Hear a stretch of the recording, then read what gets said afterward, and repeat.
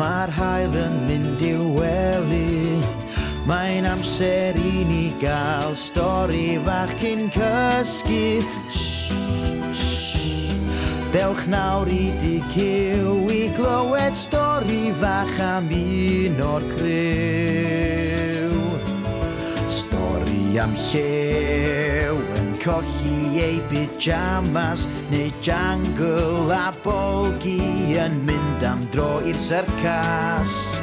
Plwmp a deryn gyda cyw a'r kangaroo, straeon yn nos I sŵn y gwd I hw. Mae'r haul yn mynd i'w wely, mae'n amser I ni gael stori fach cyn cysgu. Dewch nawr I dy cyw I glywed stori fach am un o'r criw. Ie, dewch da ni fyd cyw.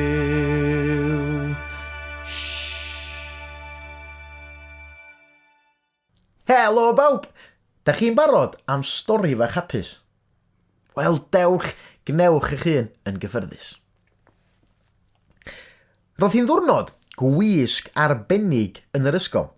Roedd pawb yn cael gwisgo gwisg oedd yn arbennig iddyn nhw. Roedd Llew wedi gwisgo fel doctor. Roedd Llew wedi dweud yr hoffai fod yn doctor rhyw ddiwrnod. Roedd Jungle yn gwisgo bathodyn Mr Urdd, gan I bod I wrth I bodd efo Mr Urdd.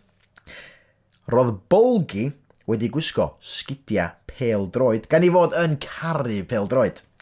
Ac roedd Plwmp a Deryn wedi gwisgo clogyn coch yr un. Roedden nhw isio bod yn arch arwyr.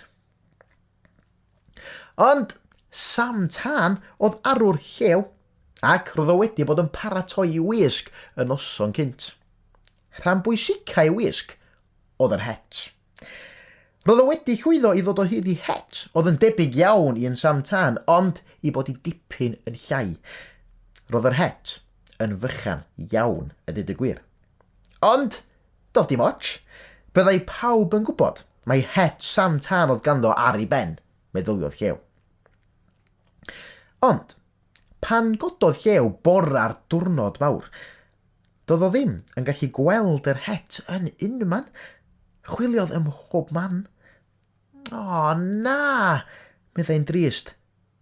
Yna, cafodd syniad. Mae rhaid fod rhywun wedi mynd ar het heb wybod fy mod I am I gwisgo. Brysiodd i'r ysgol at y criw i'w holi, os oedden nhw wedi gweld yr het. Diw doctoriau ddim yn gwisgo het, siwr, oedd y matab Llew. Dydy Mr Urdd ddim yn gwisgo het chwaith, medda Jungle. A Llew yn ei flaen I holi Bolgi. Byddai het Sam Tân yn disgyn oddi ar ymhen ni wrth I mi sgorio goliau siwr iawn. Atebodd Bolgi gan gario ymlaen I chwarae efo'r bêl. Yna, meddyliodd Llew yn galad. Het fychan iawn ydy'r het. Rhy fach I ffitio ar ben plwmp, ond yn berffaith I deryn. Roedd Sam Tân yn arwr, ac felly roedd hi'n gwneud synwyr I deryn fod eisiau gwisgo'r het. Ond, doedd plwmp na deryn wedi gweld yr het, heb sôn am I gwisgo. Pryd oedd y tro dwythau chdi weld yr het Llew, holodd deryn. Dywedodd Llew iddo osod yr het wrth I wely cyn mynd I gysgu. Roedd Llew mewn pimblath, crafodd I ben I feddwl yn galetach.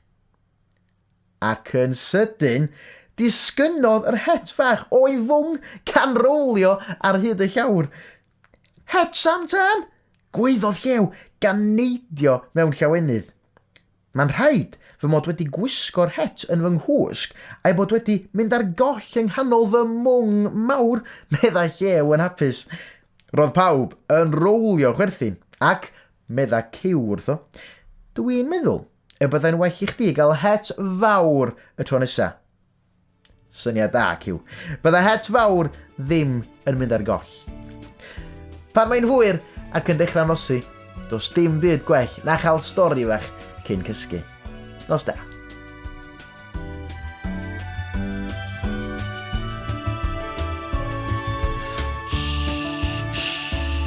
Mae'n amser mynd I gysgu. Bydd stori eto rhyw dro wrth iddi nosi.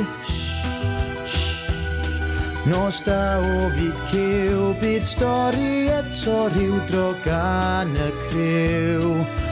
Nos da o fyd cyw.